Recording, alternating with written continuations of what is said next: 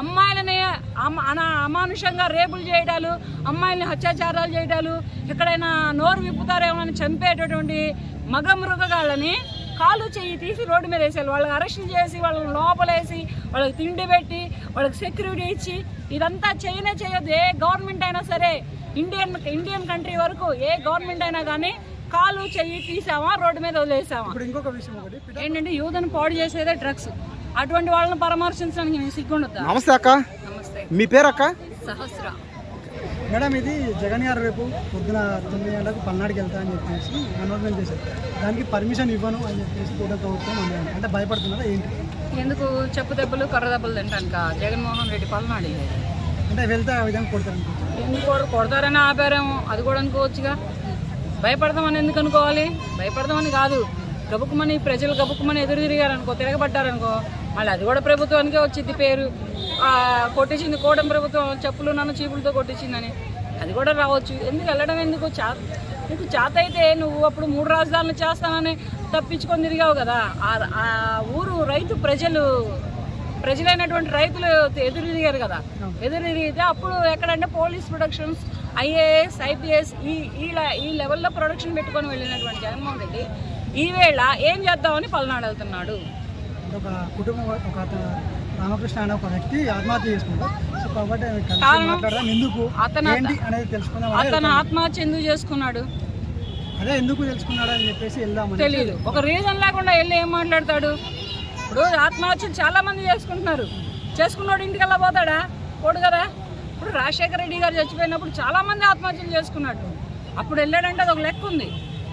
ఊరమే చచ్చిపోయిన వాళ్ళు కూడా చచ్చిపోయిన వాళ్ళ ఇంటికి కూడా పోయి ఓదార్పించి ఎంతో కొంత సమర్పించుకొని వచ్చాడు. అది కూడా బాగానే ఉంది.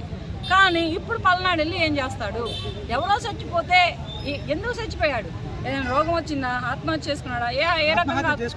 ఎందుకు? కారణం అదే. ఆత్మహత్య గల కారణాలు తెలుసుకోకుండా వెళ్ళి ఇతను అక్కడ ఏం చేస్తాడు? చాలా మంది చచ్చిపోతున్నారు. అట్లయితే రాష్ట్రంలో తెలుగు రాష్ట్రాల్లో చాలా మంది చచ్చిపోతున్నారు. మరి వాళ్ళందరిళ్ళకి అప్పుడు వెళ్ళడానికి ఎందుకు అనుకోలేదు? సీఎంగా ఉన్నప్పుడు వెళ్ళి పరిపాలించిన పాలనే కరెక్ట్ అయిన పాలన. నువ్వు సీఎం తర్వాత నువ్వు మాజీ సీఎం అయ్యి వాడు చచ్చిపోయాడు నేను వెళ్తా, ఈడు చచ్చిపోయాడు నేను వెళ్తానంటే ఇది ఎట్లా ఉంటుందంటే చేతకాని పాలన అంటారు. ఎలా అయితే వెళ్తే కానీ పర్మిషన్ ఇవ్వడానికి ఏంటి? మరి పర్మిషన్ ఇవ్వడానికి ఏం జరిగిందో అక్కడ ఎవరికి తెలుసు?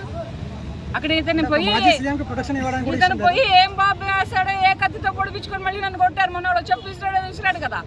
ఏ కోడి కత్తి దాడులు జరుగుతాయో ఎవరికి తెలుసు? లేదంటే ఎవరు బాంబులు వేసుకుని నా మీద చంద్రబాబు నాయుడు ఏం చేయడనో, లేదా నారా లోకేష్ ఏం చేయడనో, లేదా పవన్ కళ్యాణ్ ఏం చేయడనో, ఎవరి మీదకి ఎటువంటి పేరుని తీసుకొస్తాడు? ఎందుకు ఇన్ని కట్టెత్తి పని అయిపోతుంది కదా. ఫస్ట్ ఆత్మహత్య చేసుకున్న వ్యక్తికి నీకు ఉన్న అటువంటి రిలేషన్ ఏంటి? ఒక్కటి ఫస్ట్ ఎందుకు చేసుకున్నాడు ఆత్మహత్య చేసుకుంటే పలానందుకు చేసుకున్నాడని విలేకరులు చెబుతారు, పలానందుకు చేసుకున్నాడని ఫ్యామిలీ మెంబర్స్ చెబుతారు. ఇవేవి తెలియకుండా ఎలా వెళ్తావు నువ్వు? నాకైతే తెలియదు ఎందుకు చచ్చిపోయాడు. కానీ ఇవేవి తెలియకుండా వెళ్ళి నువ్వేం చేస్తావు? చాలా మంది చచ్చిపోతున్నారు, కుటుంబాలు చచ్చిపోతున్నాయి. ఇప్పుడు పిల్లల్ని చంపుతున్నాడు. భార్యాభర్తలు గొడవలు ఆడుకొని నలుగురు పిల్లల్ని చంపేసి వాడు చచ్చిపోయాడు. మరి వాళ్ళ దగ్గరికి ఎందుకు వెళ్ళలేదు? అది ఏ రాష్ట్రంలో జరిగిందో తెలియదు. ఆన్లైన్లో అయితే వస్తుంది ఇలా చచ్చిపోతున్నారని. మరి వాళ్ళ దగ్గర కూడా వెళ్ళొచ్చుగా. ఒక మనిషి చచ్చిపోతేనే వెళ్ళడం ఏంటి? వీళ్ళందరూ చచ్చిపోకపోతే వెళ్ళకపోవడం ఏంటి? ఇక్కడ ఏదో లింక్ ఉంది కనుకనే గవర్నమెంట్ ఆపేసింది.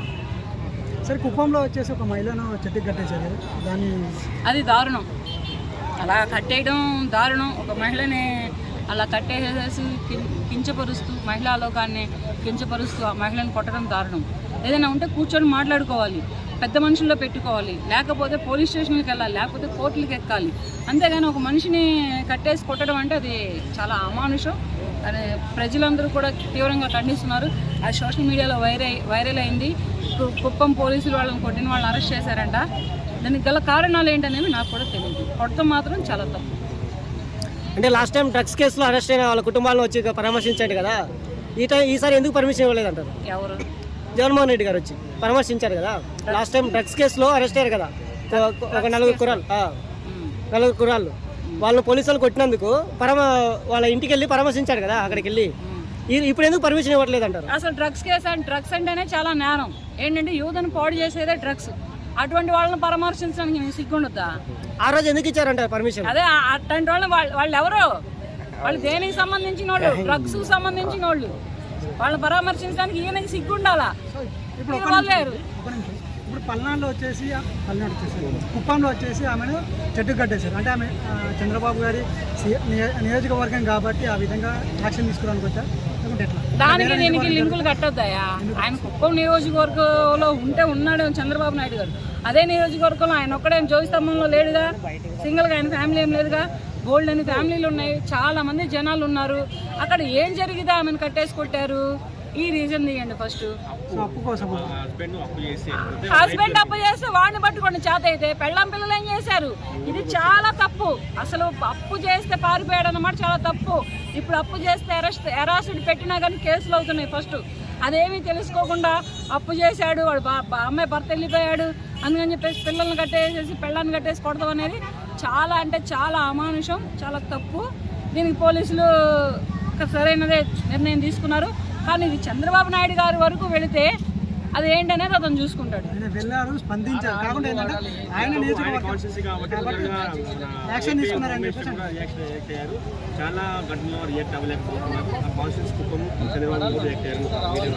రియాక్ట్ అవడం మంచిదే కదా, అతని నియోజకవర్గంలో అతను రియాక్ట్ అవడం మంచిదే కదా. ఎమ్మన్నా అరెస్ట్ చేయించాడు కదా, మరి ఇంకా ఏం కావాలి? ఎందుకు స్పందించారు? ఏ నియోజకవర్గం అయినా స్పందిస్తారు. ఇప్పుడు నా నియోజకవర్గం అయితే నా నియోజకవర్గంలో స్పందించరా? ఎక్కడైనా స్పందిస్తారు. ఎందుకు చనిపోయింది?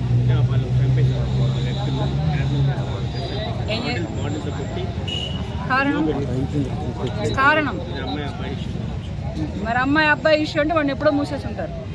అమ్మాయి అబ్బాయి ఇష్యూలో అమ్మాయి చచ్చిపోయిందంటే వాడిని ఎప్పుడో మూసేసి ఉంటారు, ముయ్యకుండా అయితే ఉండరు. అదే అమానుషం. 14 మందికి కూడా ఒక్కటే చెబుతున్నా నేను, కాలు చెయ్యి తీసి రోడ్డు మీద వదిలేయాలి. అమ్మాయిలని అమానుషంగా రేపులు చేయడాలు, అమ్మాయిల్ని హత్యాచారాలు చేయడాలు, ఎక్కడైనా నోరు విప్పుతారేమో అని చంపేటటువంటి మగ మృగాళ్ళని కాలు చెయ్యి తీసి రోడ్డు మీద వేసేయాలి. వాళ్ళకి అరెస్ట్ చేసి వాళ్ళని లోపలేసి వాళ్ళకి తిండి పెట్టి వాళ్ళకి సెక్యూరిటీ ఇచ్చి ఇదంతా చేయొద్దు. ఏ గవర్నమెంట్ అయినా సరే, ఇండియన్ కంట్రీ వరకు ఏ గవర్నమెంట్ అయినా కానీ కాలు చెయ్యి తీసామా రోడ్డు మీద వదిలేసామా. ఇప్పుడు ఇంకొక విషయం, ఒకటి పిఠాపురంలో జరిగింది, అంటే నువ్వు ఎస్సీ అని చెప్పేసి వెళ్ళేసాడు, అప్పుడు ఆయన ఎందుకు స్పందించలేదు? ఎస్సీ అని వెళ్ళేయడం ఏంది? ఎస్సీ అని ఎవరు వెళ్ళాయో? ఇవాళ రేపు కులాలు మతాలు ఎక్కడ లేవు. ఎస్సీ అని ఒక పాపను వెళ్ళేయటాలు, ఓ పాపను వెళ్ళేయటాలు ఇవన్నీ ఉండవు.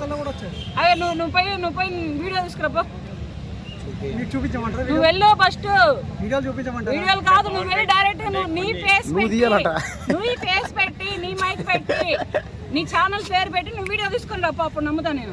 ఎవడో తీసిన దాన్ని పెట్టుకుని వచ్చి ఇక్కడ మాట్లాడతారు ఏంట్రా మీరు? ఎందుకు అవుతాడు? ఏం కాడు. పవన్ కళ్యాణ్ ఏం సైలెంట్ కాడు.